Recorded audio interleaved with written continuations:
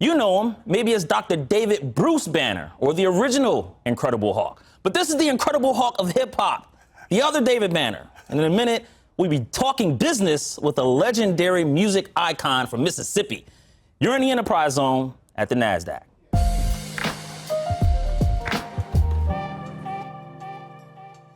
Hello, everyone. This is Jabari Young, senior writer at Forbes, and I'm at the Nasdaq MarketSite. Welcome to the Enterprise Zone.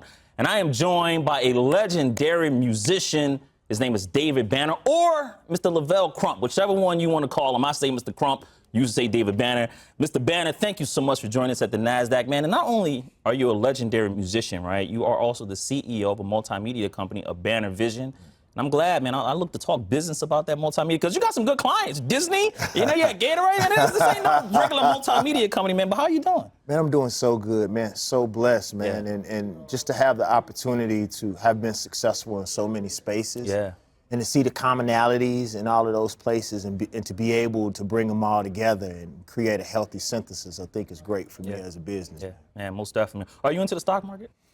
Somewhat. I'm learning more and more every day. Okay, Yeah. so what we hear, man, you got to give me a stock. Like, what is something that either you've been looking at, flirting with, that you had, that did good by you? What is that stock? And maybe something nobody never talks about. Well, one of the things that I've been learning about slowly. Yeah. Again, my mentor told me, he said it's always, he believes that it's always best to invest in something that you use every day. Most definitely. You know, and so I look to find products that I love and that I know if anybody else is into them, that I'm into them. Yeah. You know what I'm saying? Yeah. So Yeah. I think if it's something that I'm interested in, there's at least a few more people on this planet that probably would do the same. Yeah, you sound like a Procter & Gamble guy. They make everything. Toothpaste, deodorant, lotion. That is something that we cannot do without, right? Yep. You need that, Yeah, right? and finding those elements that go into those products that we love the most, and also, you know, trying to find a way to invest in those things. Most definitely. Most definitely, man. Listen, we celebrate financial literacy all the time, man. A great business program we have, and so that's a main core. So tell me, off the top, give me the best piece of money management advice you've ever received. The best piece of money management advice I've ever received was, in most cases, invest your money in things that you are a genius at. My mentor told me, he's one of the most successful men that I've ever met in my life. What's his name so I can meet him too? David Moody. Okay, cool. David Moody. Make sure you introduce He him. runs Moody Construction. Mr. Moody told me, he said, brother, if you're going to invest into a restaurant, make sure you can cook. That's right. Yeah. He said, you know, if nobody else shows up that day, that you need to be able to do something or be able to guide something. One thing about my multimedia company, I remember one time, and this is just the truth, people, my staff bailed on me. In the middle of doing that? You wasn't paying those? No, and I was doing a commercial for Gatorade. Okay. And we literally had to do the commercial 12 times. Oh. And a lot of the younger kids are not used to that. For me, if the check is on the other side and I know the check is going to clear, at one time I did beats every day, all day, without knowing if there was going to ever be a profit, you know, or any money at all. I know that this big check is waiting on me. I do it 100,000 times. And so I guess the kids were not used to that, and I just got behind the drum machine and did the commercial myself, called up Jackson State's drummers, the drummers at the drum corps at Jackson State, and brought those boys, flew them from Jackson, Mississippi to Atlanta, put them up in the nicest hotel, made sure that they were paid well, and I created one of the best commercials I ever have in my life. Yeah, was that the Revolution commercial? Nah, that wasn't the Revolution. All right, I was just saying, that was a good one. That was a good one too, man. Well, listen, a lot is happening so far in 2025, man, and we still got months and months to go. Right. But what's been David Banner's soundtrack to 2025? What's that music that's making you feel good, that's keeping you motivated? The Center soundtrack. The Center soundtrack. Yeah, the Center soundtrack. You know, I look at what they were able to put together in the movie.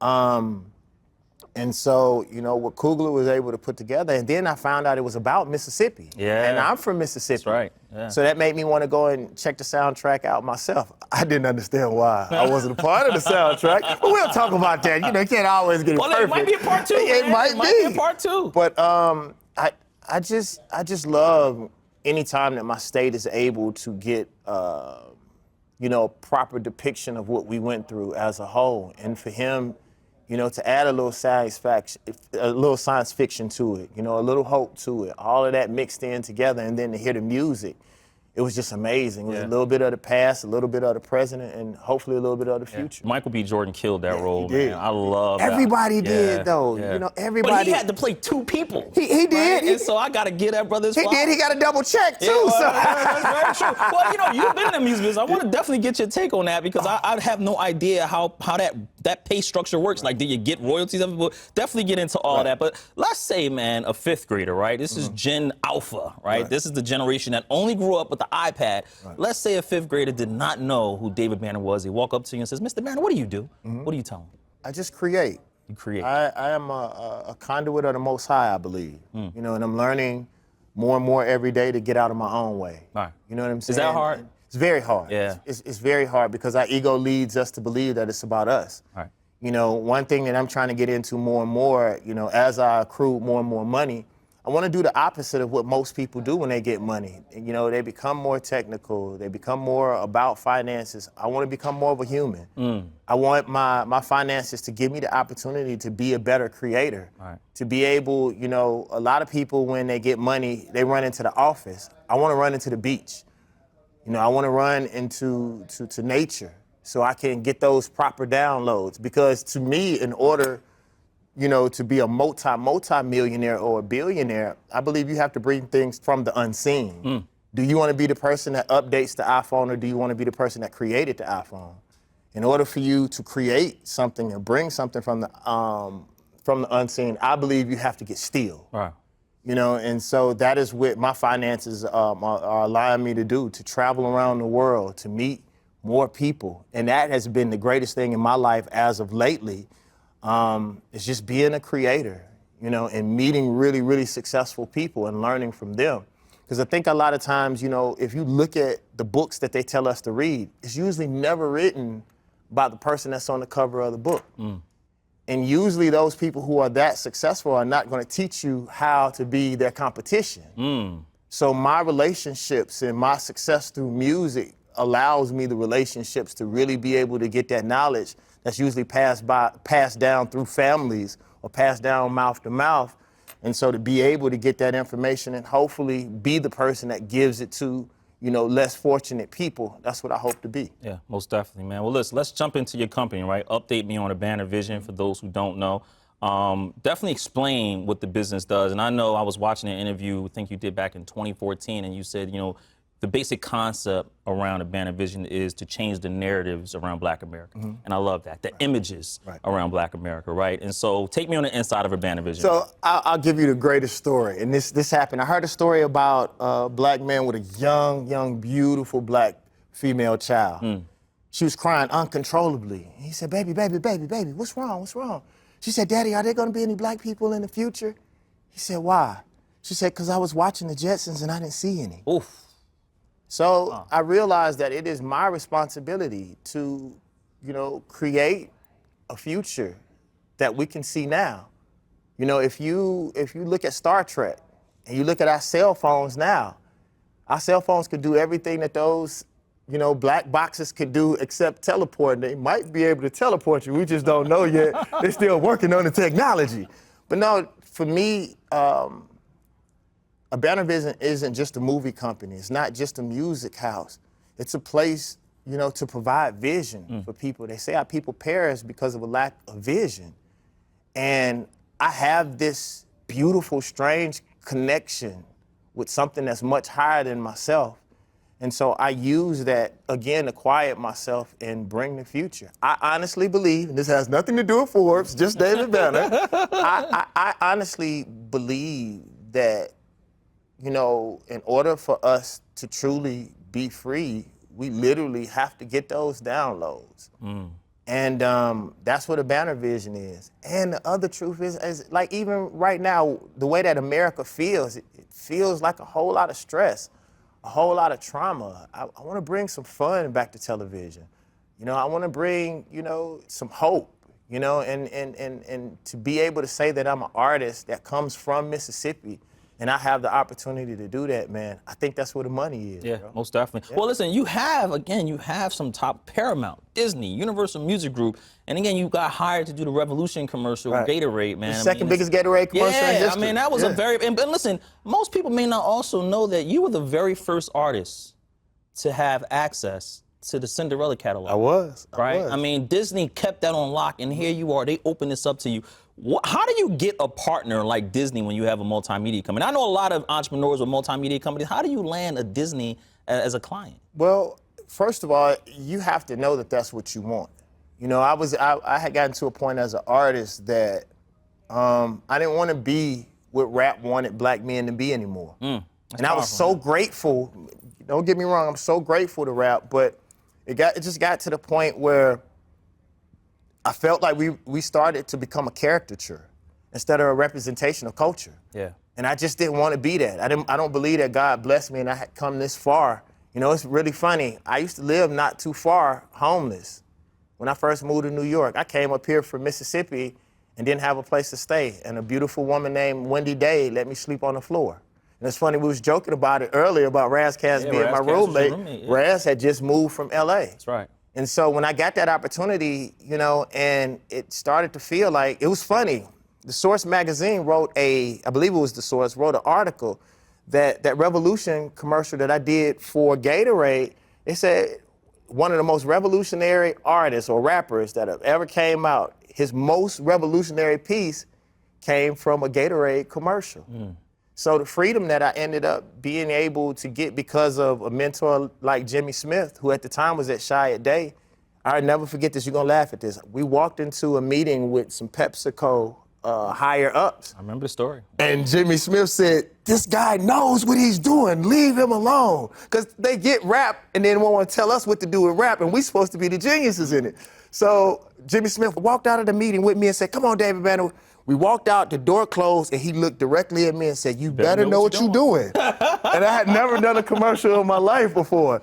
And by the grace of the Most High, I guess I did know what I was doing. Yeah. Well, the company, is it based in Atlanta, Banner Vision? Based wherever my heart is. Okay, so there's no headquarters. No, it is. It's a headquarters. Okay. It's in Atlanta. Man, It's in Atlanta. I just wanted to sound international.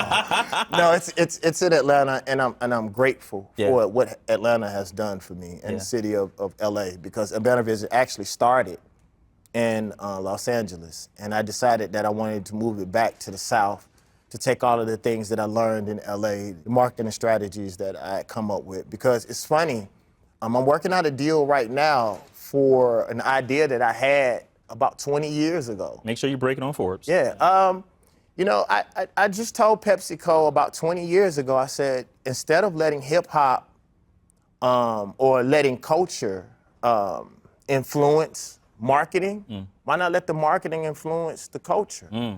I said, instead of waiting for a song to become a hit song, you all try to reproduce the things that I do naturally. So let me make an original song, let me accrue all of the rights to the song and just license it directly from me, a brand new song. You're gonna market it and put millions of dollars behind it anyway. Let's just make original content. Yeah. I told companies that 20 years ago, and they just starting to do it now. So, you know, one of my mentors told me, he said, you know, don't be upset about it. Just be grateful. Because in some cases, and I'm not gonna get too spiritual on you guys, but I have to say this. Sometimes being a visionary is a blessing and a curse. My mom always said this. Sometimes you're blessed to see things other people can't see, but you're cursed to sit in them alone. So. That's powerful. Yeah. And you say it with such a bright smile, too. Oh, man, yeah. No, because I'm living. Yeah. And because, you know, it would be different if I came up with an idea and then didn't have an opportunity to be a part of it at all. Yeah. You know, I'm just grateful to say that I'm that close. Well, when you say ideas, right, are you fearful of, you know, AI taking ideas and, you know, obviously it can create, I've dabbled in some programs myself, it can just create things like that. Are you using it? Are you fearful of it? Like, let me tell you something. First of all, nothing on this planet could be as, like, from an optic standpoint, as great as this.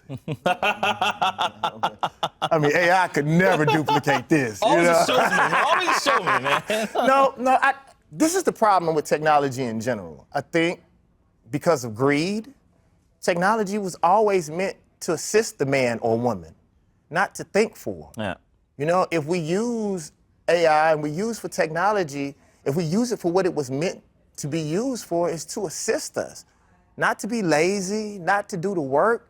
I think, you know, to work with anything hand in hand is very important. And I'll say this, for black people, it is very important for us to jump on AI at the initial stages because AI is no different than a child. Yeah. Whoever programs that child, whoever teaches that child, the child will then represent whoever that programmer is. If that programmer happens to be a bigot, the child 9 times out of 10 is going to grow up to be a bigot. If it's filled with kindness, if it's filled with a wide and diverse way of thinking, then that child will probably grow up to do the same. So that's why, it's very important for us to have a vested interest and an early vested interest in technology. Yeah, most definitely. I was at a conference and that was one of the panels about how automation, look at what they did to blue collar workers, right? And factory workers, and AI is on the verge of doing that to white collar workers. So it's best, you get with it and learn how to use AI for, that output. Very important stuff, man. What do you like about being CEO of a company? Oh man, what I like is just, now that I've learned, because nobody taught me to go and chase the money first, I've always used my own money. I've been able to accrue enough money to have lived or to provide for 3 generations of my family. But I've always, being from Mississippi, I never wanted to feel like I was begging.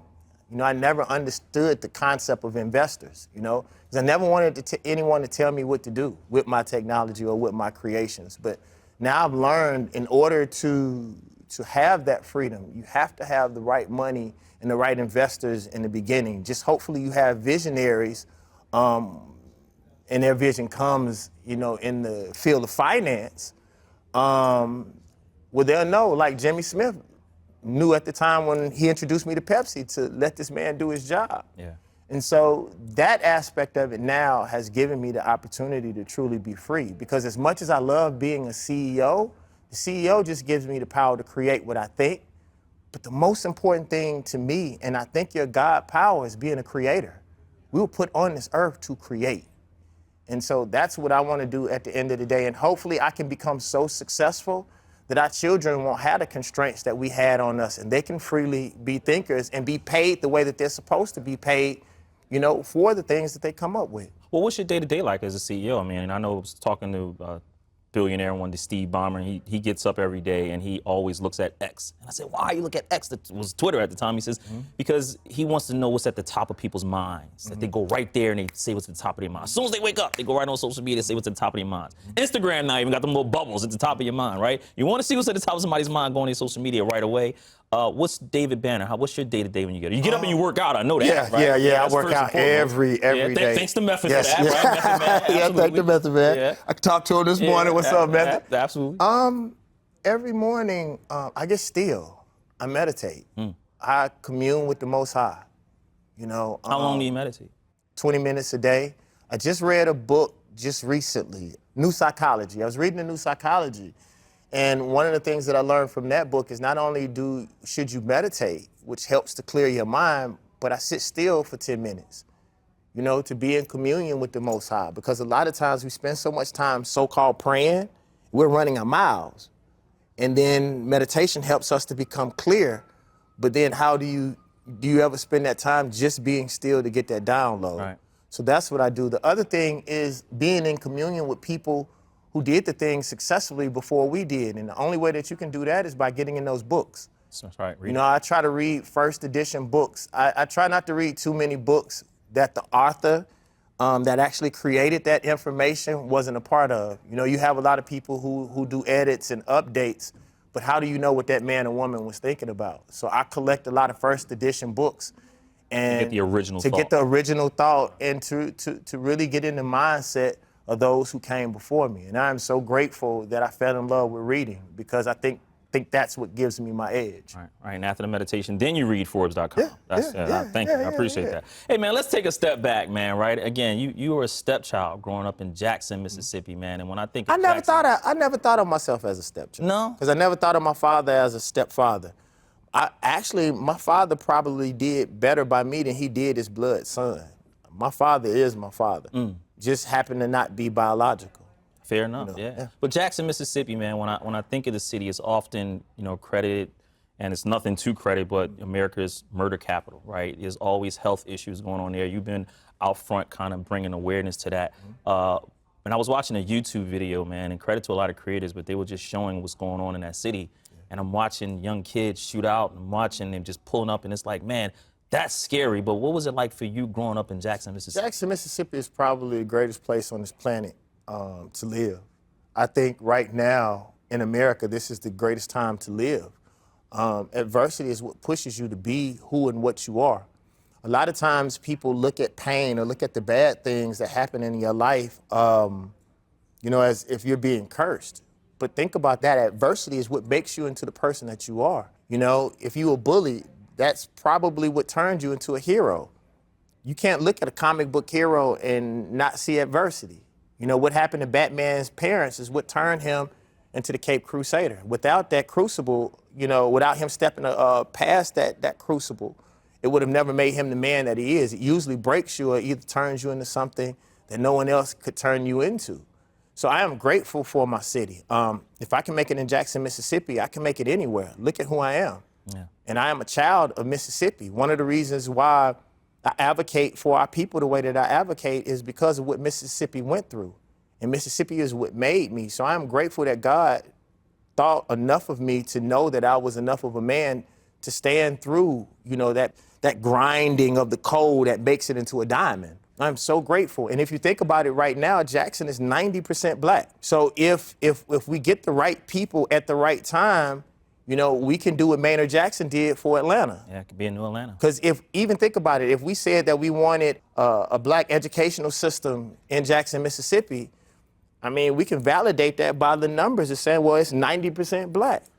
You understand what I'm saying? And you don't have those numbers in many places. So for me, I am grateful. I just hope that the people are able to catch up with the vision so we won't miss this time. I am so grateful for my city. Yeah. As a kid, did you always want to be a rapper? Like, was hip hop or music always the way out for you? Because I was listening to one of the interviews, and you know, you were saying how on one of the intros, I think it was Mississippi album, that you were riding around in the intro, like with the microphone and with the whole equipment in your lap, just driving around the car recording the intro. I want to say this, bro, not because you're sitting in front of me, bro. This is one of the best interviews I've ever had. Usually people ask me the same questions over and over and over again. I have so much that I want to say, and I usually can't say it because people are asking me the same questions that somebody else did. So I applaud you for coming from this perspective, and usually people don't applaud my business acumen. It's one of the things that I'm the most proud of, especially my marketing. I think I'm one of the best marketers on this planet. I just never had the money to compete properly. But what made me great, you know, some people say that I was the first to come up with, even like crowdfunding. People say I was one of the first people to ever do that, if not the first. Yeah. And I didn't do it because I was trying to come up with some new technology. I wanted to compete with Apple and just didn't have the money to compete. So I had to come up with something great. So thank you. What was the question again? Oh, well, you're very welcome, man. Okay. When did you fall in love with music, man? When was that opportunity? Like, when did it hit you that was going to be, you know, your way out? Music saved my life, first of all. Like we said, you know, when I was young, Jackson was the murder capital of the United States. And one thing that my friends would always tease me about, I wouldn't listen to the music that other people listen to because unlike a lot of the people who consume music, they're not really living the life that they're listening to on the song, even though they may be rapping it, right? I didn't want to hear about violence and drugs because that was outside of my door, right? A Tribe Called Quest, Souls of Mischief, you know, Ghetto Boys, different people like that, 3-6 Mafia, they gave me an aspect. Even, you know, NWA during the times where they stood up against cops, when most black people were scared to say anything that was really happening in our neighborhood. I traveled vicariously through all these people. Before we had news that represented a diverse group of people, that's what rap was for us. So letting you know what's going on. Yeah, in the community. right. Yeah. And even like I said, A Tribe Called Quest, they took me to El Segundo. Yeah. Like I never thought about going to El Segundo being from Mississippi, right? Yeah. So I think I was able to do that. I brought people to Mississippi. You understand what I'm saying? I told KRS that once. If hip hop is truly a representation of culture and what you go through every day, my album is going to be different from yours because my experience in life is different. All right. You know, and so it was when I was in the 6th grade, my uncle decided he wanted to be a blues DJ. And he brought me Tila Rock, Stetsasonic, Mantronics. So I was listening to those kind of records in Mississippi before they were playing rap, daily on conventional radio. Yeah. So I'm grateful. Yeah, so I mean, you learn that, right? But then you still get a business degree. You find your way to college, right? Southern University in Baton Rouge. Mm-hmm. What made you want to go to that university being from Mississippi? Did you want to get out of your neighborhood? Like, why did you choose that school? No, I saw a rap video. I just got to be honest with you, bro. I never wanted to go. Which one was it? What's No Limit or what was Young Money? Which was Cash Money? Which video was it? No, it was actually Ho Frat Ho. Oh. Yep, I'm just telling you, that was the real name of the group, Forbes. Don't get him in trouble. I knew we shouldn't have brought these rappers up here. No, that was actually the name of the group. Yeah. And I thought there was some hip hop. And my mother is so great. My mother did one of the most phenomenal things. My mother said, pick one college and one college only, and that's where you're gonna go. We're not gonna send out a whole bunch of applications. Wherever you say you wanna go, I'm gonna send you to that college, right? So I ended up I wanted to go to Xavier in New Orleans. It cost too much. Yeah. I didn't want to put my mom through that. And then I saw that video. My mother drove to Southern the day that kids were putting their stuff into the dorms. My mama went to the registration office. She said, my son is going to go to this college. And she sat down on the couch. 5 hours later, the lady came and looked at my mom. She said, you serious, huh? She said, yes. That lady said, I got in school, and I ended up being the SGA president. What'd you learn from your mom, man? Was it like persistence? Because, I mean, that was a trait right there. My mother taught me love. Love. My dad, the man that most people love, the things that most people love about David Banner, I got from my mother. My father, my father was a very, very strong man's man. You know what I'm saying? But my mother taught me love. My mother taught me patience. My father didn't believe in music and rapping. My mother was like, that boy's smart. He needs to be in a bank working somewhere, He needs to be at Forbes. But my mother really believed, and honestly, that was why I went to college, because I promised her. My mother said, do you think that your talent is natural and yours and unique? And I said, yeah. She said, well, it'll be unique in 4 years. Go to college. So I went to college for her. Yeah. I mean, and then you meet Steve Rifkin, turns into what it turns into, man. But when you look at all of your work, and again, listening to interviews that you've done in the past, it seems like the God Box seems to have been your favorite. Am I right about that? I mean, Mississippi, the album, I mean, that naming that after where you come from, I'm sure that's the top, right? Yeah, it is. Right after that, is it the God Box? I'm really conflicted, honestly, with the God Box, because Charlemagne from the Breakfast Club actually said that he thought the God Box was one of the best rap albums ever. And as much, and this is from a business standpoint, and I think this is important to say on Forbes, as much as I love the God Box from an artistic standpoint, and it may be one of those albums, 20, 30 years from now, 100 years from now, that ends up breaking out. There was a black grunge band. They're actually credited as the people that created grunge. It's a group called Death from Detroit. And their album didn't pop off until recently. They came out in the 70s, I believe. I think Death came out in the 70s, if I'm correct. But, it took 20, 30 years for their record to pop. I know what the God Box is, but there's a lot of pain in that for me, because what I did and the money that I paid to bring that album into fruition, I don't think Forbes would say that was a smart business, move. How much did you pay? How much did you have to take out of your own pocket? About $500,000. Wow. Out of my own pocket. Wow. But especially during the time when... And that was an independent project. Yes, all independent.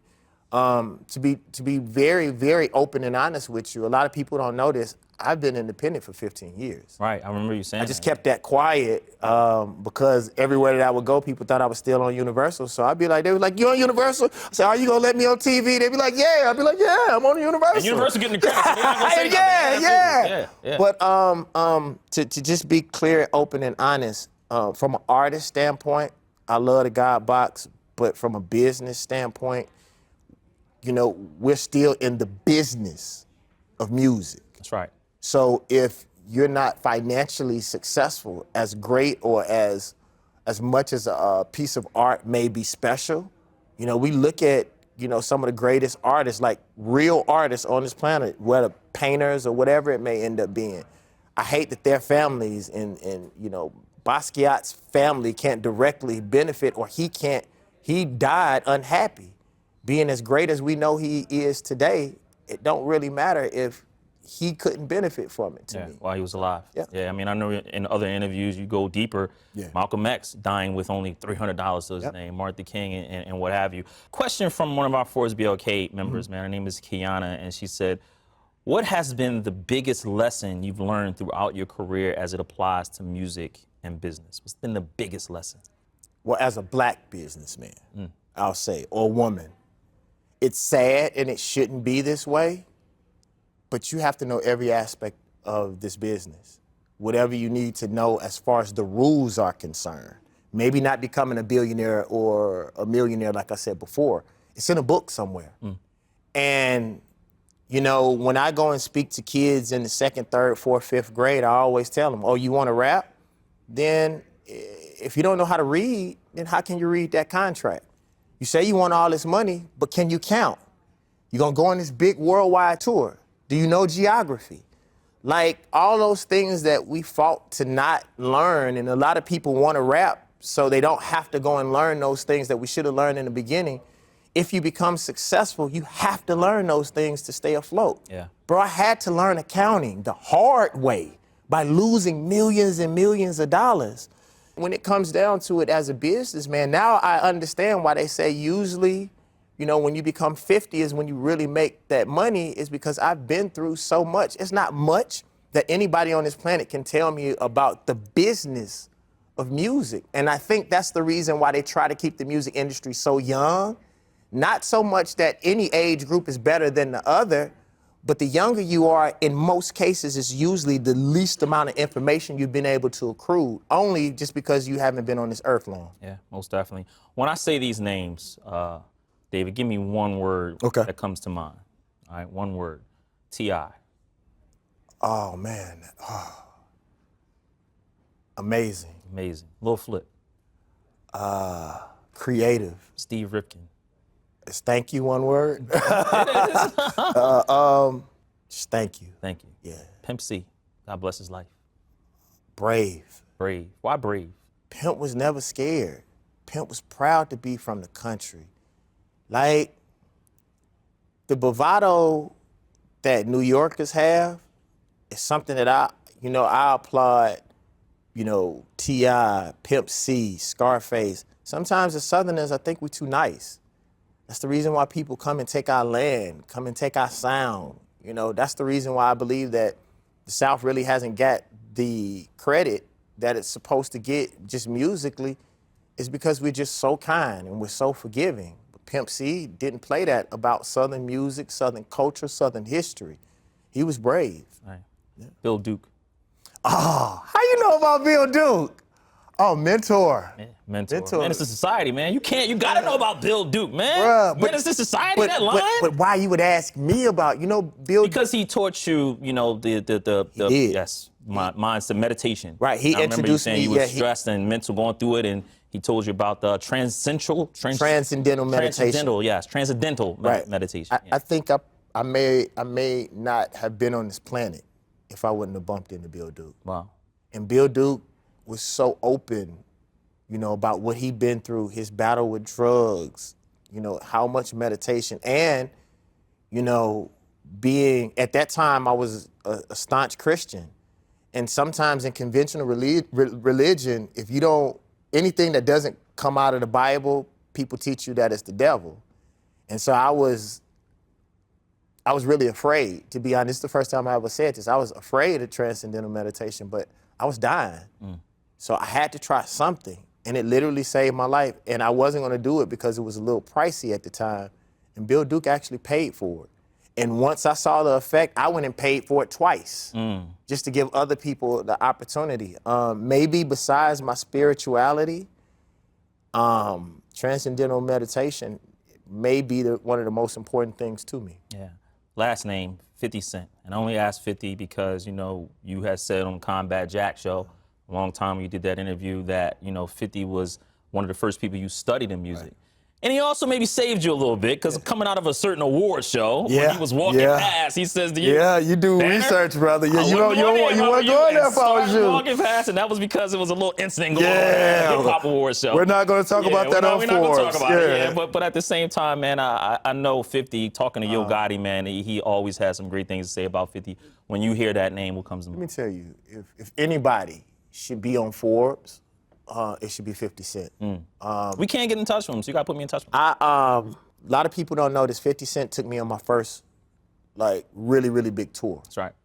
And I was man enough to go and ask 50. I was like, 50, look, I don't want to hang with you or none of that, bro. Can I just be a fly on the wall, man, and just observe you?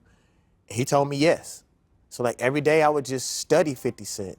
And he may not want me to tell people this, but I never saw 50 drink. I never saw 50 smoke. I never saw 50 womanize.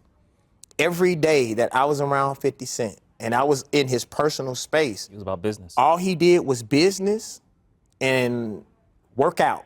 That's all he did. And his focus, his laser focus with all of this chaos that was around him. Now, I ain't gonna say the other things that may have been in his circumference, but him, he always stayed focused. And till this day, I still live from a business perspective by some of the rules. And 50 Cent, what was it, the 50 Laws? Yeah, Robert Greene, him and Yes, Robert Greene. him and did that Robert book, Greene. yeah.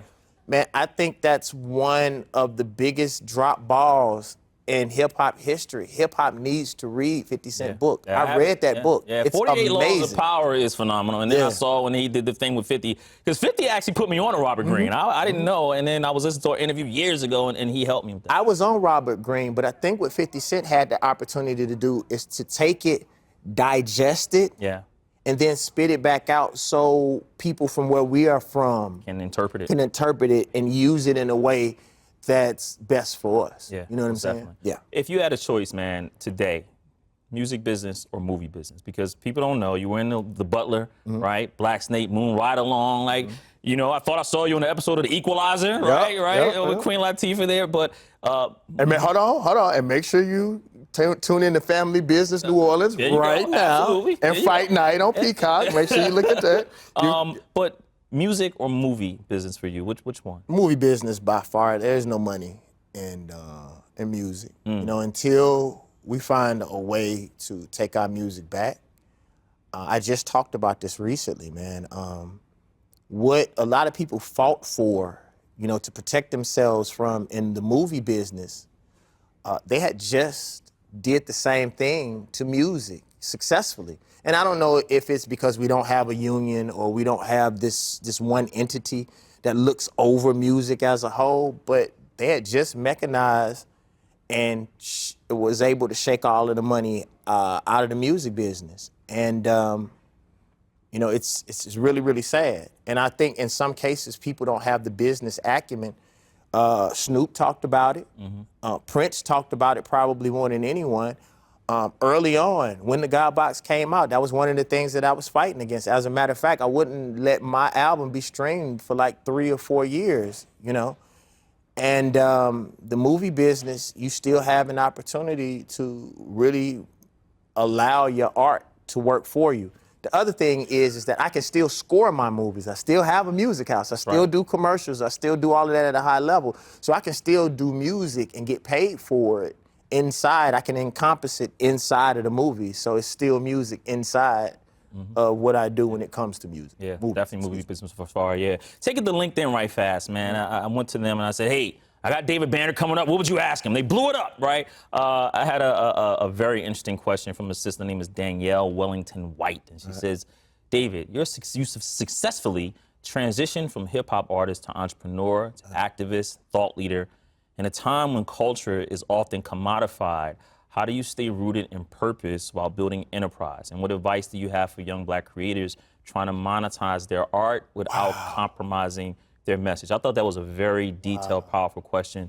I give you the floor. Wow. Thank you. I think it's very important for you to plant rooted people around you. Some of the people that I have around me, I call them the string to my balloon. Because again, it is my responsibility to have the big balloon head and to go up in the clouds and get all of that information from the Most High and be creative. But you have to have people who are grounded. You have to have people who, you know, it's funny. I have a young lady in Jackson, Mississippi, who all of the stuff that, you know, when I go and raise all of this money all around the world for poor people, when it's time to send some home, I always send it to her organization. And she's sort of that string. What's the name of her organization? I hope you wasn't asking me that because I couldn't think of the organization. Now she's going to be mad at me. Nah, that's all right. We'll find out. We'll find out. But I always send it to her. And it's just important to stay grounded because I'm going to be very honest, and I probably wouldn't say this. It's a testament to your questions. I don't think it's meant for me to always be grounded. I have to float. In order to be a visionary, I have to mentally and spiritually go into places that other people can't. Find a way, again, to digest that information and bring it back and translate it to the people and make it digestible enough for them to want to believe me. You know what I'm saying? So what I would tell her to stay rooted and grounded around good people, but you have to be very choosy about who you give your heart to, who you give your ears to, who you give your eyes to. And that's just not when it comes to people. That comes to music, that comes to television programming, because television programming is what? Programming. And what are they programming you to do, say, or be? So I just think that's very important, to just stay rooted and grounded in things that you would like to be. Get you hot now, some fun stuff, man. $1 million question, right? I think I know how you made your first million in music, right? I think so. How did you spend? I'm wrong? I could be wrong. I'm wrong, right? But if I say this, nah. No, it was in music. It was in music, man. I'm just messing with how did you spend it, man? How did you spend your first million? Oh, man. I'm embarrassed to say, man. My first million just bled away. It just bled away for not having purpose. They call money a currency for a reason, but you have to direct that current.